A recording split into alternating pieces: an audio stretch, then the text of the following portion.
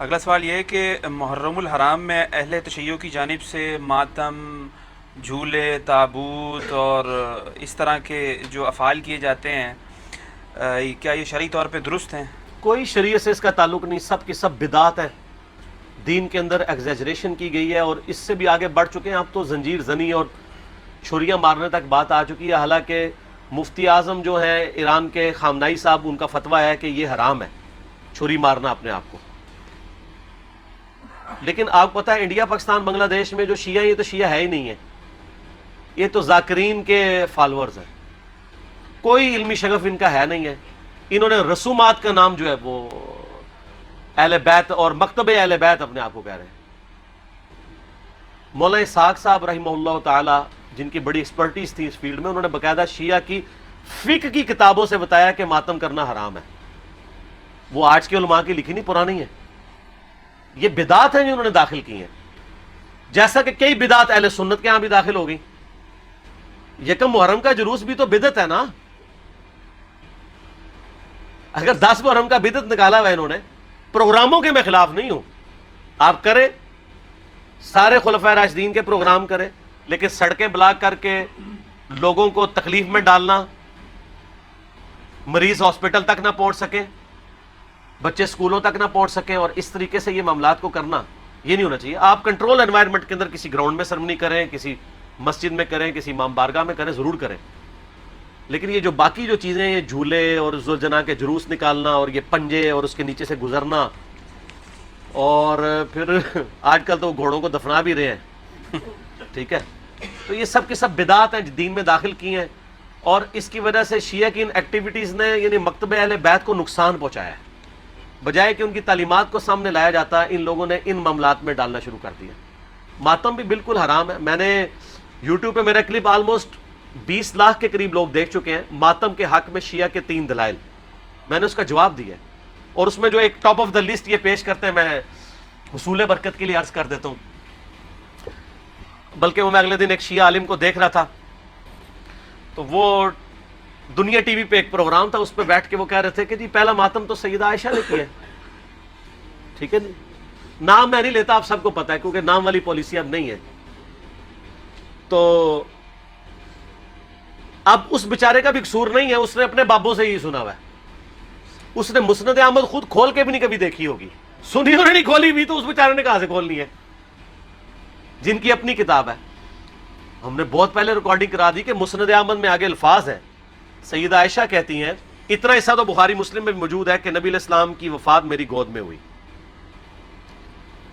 تو سر اس سے سیدہ عائشہ کی یہ فضیلت تو ثابت ہوئی کہ اللہ تعالیٰ نے اپنے محبوب صلی اللہ علیہ وسلم کو سیدہ عائشہ کی گود میں وفات دی، تو یہ فضیلت بھی تو ثابت ہو رہی ہے نا. تو یہ بھی فضیلت پھر مانے نا.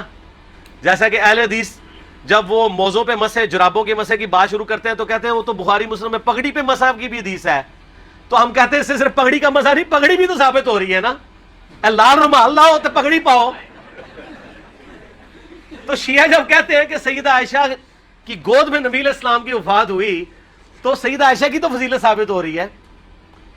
پھر وہ بخاری میں واقعہ بھی ہے مسواک والا.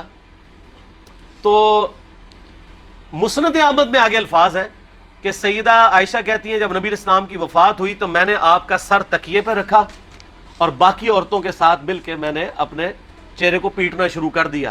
وہ کہتے ہیں نہیں دیکھیں جی، ماتم کا آغاز تو وہیں سے ہوا ہے، لیکن اس کے آگے الفاظ ہیں کہ یہ میری کم عمری اور ناسمجھی کا نتیجہ تھا.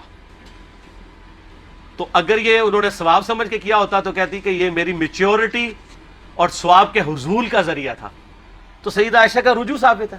یہاں پہ بھی ایک دفعہ جن دنوں میں ہم مناظرے وغیرہ کر لیا کرتے تھے، یعنی آج سے 10 سال پہلے کی بات کروں، تو ایک شیعہ ذاکر آئے تو وہ بھی کتاب اٹھا کے اپنی لے آئے کہ جی یہ سیدہ عائشہ نے. میں نے کہا یار تمہیں بھی دھوکہ دیا کہ ہم مسند احمد کھول کے آپ کو دکھاتے ہیں، یہ تو ہمارے حق میں دلیل ہے. تو یہ آدھی روایتیں بیان کرتے ہیں. تو سیدہ عائشہ کا کوئی ماتم ثابت نہیں. دوسری دلیل یہ وہ قرآن پاک سے لیتے ہیں کہ جب فرشتوں نے آ کے بشارت دی سیدنا ابراہیم کی جو پہلی بیوی تھی سارہ کہ ان کے ہاں بھی اب اولاد ہوگی، تو انہوں نے حیرانگی میں اپنا چہرہ پیٹا تھا. جیسے عورتیں کہتی ہائے اب بڑھاپے میں ایک 80-90 سال کی بڑھیا پریگننٹ ہو جائے تو وہ تو پریشان ہی ہوگی نا. یہ انہوں نے یہ تو نہیں تھا کہ ہر سال وہ چہرہ پیٹنا شروع کر دیتی، ایک واقعہ تھا اور اسے ماتم کا ثبوت نکال لیتے ہیں. یعنی کوئی بات دیکھا کرے، اس طرح چیزوں کا ثبوت نہیں نکلتا. اور تیسرا وہ کہتے ہیں ویسے کرنی نے دانت توڑ دیے تھے. دیکھیں اس میں تو میں نے اتنی بڑی ان کو پھکی دی ہے کہ وہ تو قیامت تک بھی ڈکار آتے رہیں گے اس کے. ہاں میں نے بتایا کہ بخاری مسلم دونوں میں موجود ہے کہ سہل ابن سعد السعدی رضی اللہ تعالیٰ عنہ کہتے ہیں کہ اللہ کی قسم میں جانتا ہوں کہ غزوہ احد کے موقع پہ جب نبی صلی اللہ علیہ وسلم کے دانت شہید ہوئے تھے اور آپ کا خون نہیں رک رہا تھا تو کس نے نبی علیہ السلام کے زخم کو دھویا تھا اور کس نے مرہم پٹی کی تھی. تو انہوں نے بتایا کہ ڈھال میں سیدنا علی جو ہے پانی لے کر آئے اور ڈھال کو الٹا کریں تو پیالہ بن جاتی ہے. تو سیدہ فاطمہ اس زخم کو دھوتی تھی اور جب خون نہیں رک رہا تھا تو سیدہ فاطمہ نے ایک کاٹن کا کپڑا جلا کے اس کی راکھ رکھی تو وہ خون رک گیا. یہ سہل ابن سعد السعدی آل امیہ کے دور میں سیدنا علی کی فضیلت بیان کیا کرتے تھے بخاری مسلم میں، قسمیں اٹھا اٹھا کے، کیونکہ حج کے موقع پہ لوگ ان کو آ کے ملتے تھے کہ اب چند ایک صحابہ زندہ رہ گئے، ان میں سے ایک ہی ہیں. تو وہ پھر آل امیہ کے دور میں مولا علی کے فضائل بیان کرتے تھے. تو میں نے یہ پھکی دی ہے کہ جس شخصیت کے سامنے دانت شہید ہوئے ہیں اس نے تو اپنے دانت نہیں توڑے.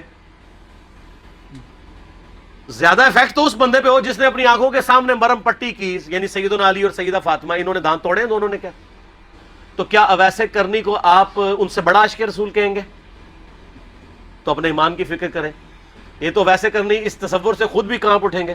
المستدرک الحاکم میں موجود ہے کہ سیدنا ویسے کرنی رحمہ اللہ تعالی جنگ صفین کے موقع پر مولا علی کے پاس آئے، ان کے ہاتھوں پہ بیعت کی اور معاویہ بن ابی سفیان کے خلاف لڑتے ہوئے شہید ہوئے ہیں مولا علی کی طرف سے.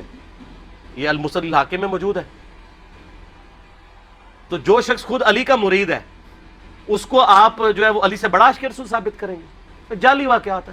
صوفیاء نے پھیلائے، شیعہ نے بھی ہاتھوں ہاتھ لے لیے. اس سے بڑی بات بھی کہنا شروع کر دیا کہ جناب کیلا ویسے کرنے کے لیے نازل ہوا. اور ظالموں، وہ کیلے کا ذکر قرآن میں موجود ہے. کیلا پہلے دا ہے. اللہ دے بندے ہو گپیں مشہور کی ہوئی ہیں. اور لوگ آج کل وہ کہتے ہیں دانتوں میں درد ہو تو آپ ویسے کرنی کہ 2 نفل پڑھ لیں، یہ کر لیں. سر دانتوں میں درد ہو تو کسی ڈینٹسٹ کے پاس جائیں. ہو سکتا ہے اندر سے کوئی ہاڑ کھائی گئی ہو آپ کی، کوئی کیڑا لگ گیا ہو، کوئی صفائی کروائیں، کوئی اس کی آپ روٹ کنال کرنی ہو سکتا ہے اس کی کیپنگ ہو. ٹھیک ہے، تو یہ اس طرح کی کہانیاں نہ کرایا کریں. ہاں مسواک بھی کریں، وہ تو کرنی چاہیے جی، اس کی تو تاکید ہے. ٹوتھ برش بھی کرنا چاہیے. ٹھیک ہو گیا، صحیح ہے جی.